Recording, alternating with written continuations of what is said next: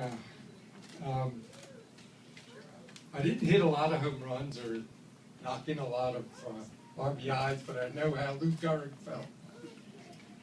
Um, there are a few people here that I really need to thank, because without them, I wouldn't have been able to take the time or have the opportunity to help our veterans. And first and foremost, my wife, Vicki, who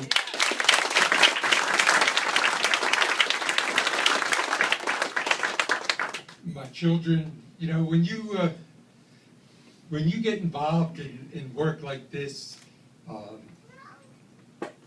you just never know when you're going to be called to be involved. It could be an honor mission, could be a welcome home, and you know, call my wife last minute. I'm not going to be home for dinner. As you see, I have young children at home. My youngest, Mikey's 4. My twin girls, Christina and Francesca, are 12. And my oldest son, Chris, is 39.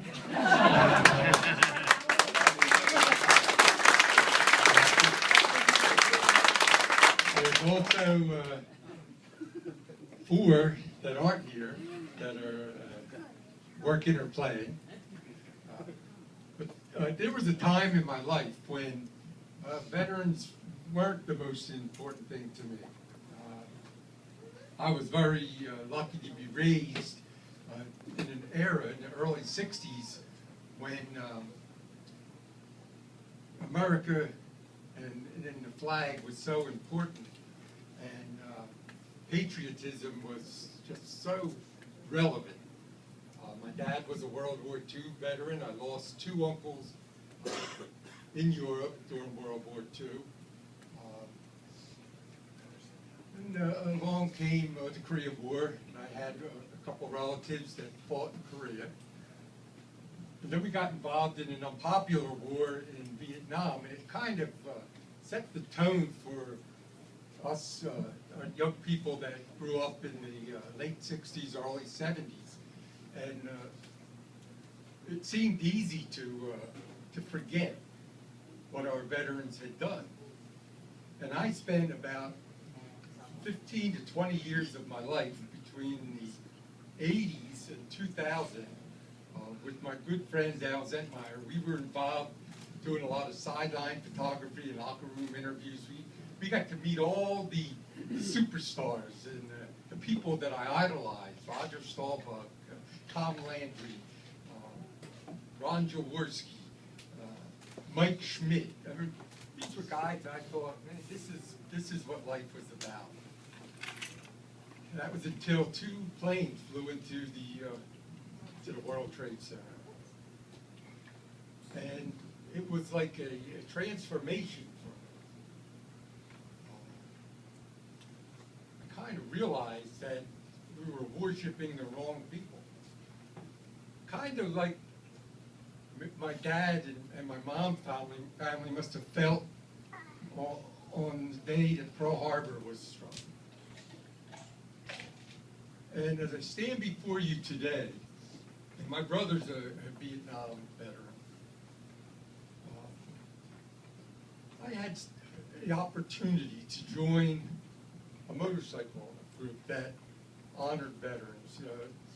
Originally, I was with Chapter 4 of Rolling Thunder, and most of what we did was to honor our POWs and MIAs, to not let the public forget. And then we transitioned into the American Legion Riders, and I thank Bill Butler, Paul Junta, Joe Hutcherson, the guys in the beginning that started this group, put it together, and gave us an opportunity to help all veterans. Now, I would be remiss if I did not thank some very important people that are in here today, and they're all wearing vests. These guys that I can call my brothers, that I can stand beside, raise the American flag as one of our troops passes before us in a casket. or I could be happy and clapping and welcoming home one of our warriors from Afghanistan. These guys that you see wearing these vests, these are the people who have helped me so much to honor veterans and to let me see how important they are to our everyday life. Then there was one other individual that I met one afternoon in a restaurant, and Harry Hurley. I talked to Harry about wanting to do something for veterans involving radio. And, of course, Harry's always been a great veterans advocate. It's been in his blood, as it was in mine, from my family, from my dad. And Harry he just thought it was a great idea, and he teamed me up with Commander Bill Butler. And Al Zetmeyer, my best friend for 40 years, came on as our original producer, and we got to really talk about Veterans Matter. And believe me, through our talk on the radio, our very first show, when we were given 2 hours to talk about veterans, and Phil and I looked at each other and we didn't know what we were going to say. We were both kind of speechless, and into the studio walked April Kaufman. And April sat down between Bill and I. We didn't say a word till the next show.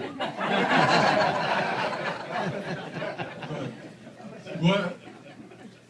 To listen to a woman speak about her love for her fellow man and for the people who made it possible for us to speak freely on the radio, to say the things we want to say. April brought a breath of fresh air to what was happening overseas.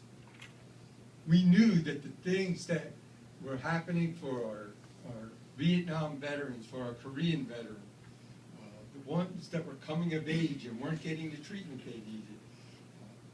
When she put together that petition drive with Dan Danchak and Rick Pittman and Commander Butler here at Post 352, what a drive, to see what was able to be accomplished by a couple people putting their mind together. It gave all of us a burning passion to want to help our veterans.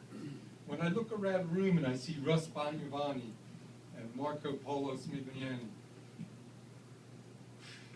when I see Major Brown, when I see our sheriff, Frank Ballas, running for Senate, and I see the people who put our veterans first, when I see Commander Russ Robinson, commander of the American Legion of Atlanta County, I see Bill Coulter, who's been on our show so many times, and Paul Junta, who was my first president with the American Legion Riders. And I thank him so much because Paul just gave us such a passion for helping veterans that went beyond barbecues and poker runs. We were able on our show to have a person like Noel Cook, who was undersecretary in the Obama administration and represented our country so well and did so much for our returning troops. And Noel, I thank you so much for your support and for everything you've done for us on Veterans Matter.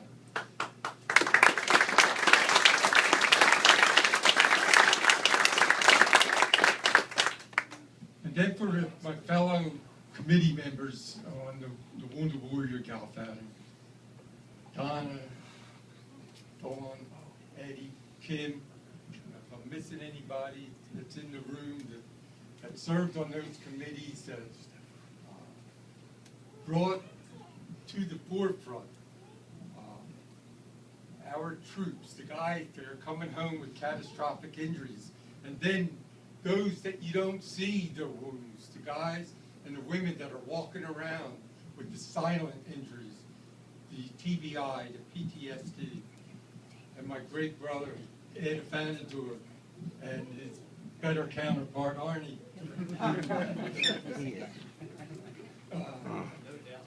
say, it's just inspired me to do more and more. And to get this award today, an award that's named for somebody who I would just love to be able to aspire to, who has done so much for our veterans and for our troops. Even today, we will continue to do that work in April's name. And I thank you very much, Kim. I love you. Thank you, guys. Randy, thank you.